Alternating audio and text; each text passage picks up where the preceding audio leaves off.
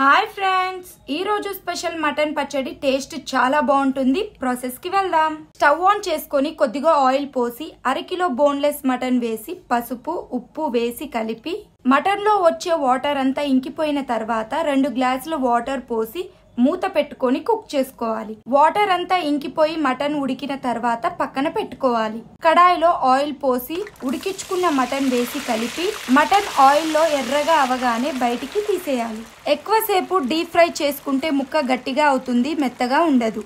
అదే ఆయిల్లో అల్లం వెల్లుల్లి పేస్ట్ వేసి మగ్గనివ్వాలి. అల్లం పేస్ట్ మగ్గిన తర్వాత స్టవ్ ఆఫ్ చేసుకోవాలి. ఆయిల్ చల్లారిన తర్వాత ఫ్రై చేసుకున్న మటన్, కారం, ధనియాల పొడి, జీలకర్ర పొడి, మెంతుల పొడి, ఉప్పు ఇవన్నీ వేసి బాగా కలిపి కొద్దిగా నిమ్మకాయ రసం పోసి కలుపుకుంటే మటన్ పచ్చడి రెడీ. ఈ పచ్చడి టేస్ట్ చాలా బాగుంటుంది. ఈ పచ్చడి చాలా కాలం నిల్వ ఉంటుంది. మా ఛానల్ ని సబ్స్క్రైబ్ చేయండి, లైక్ చేయండి ప్లీజ్.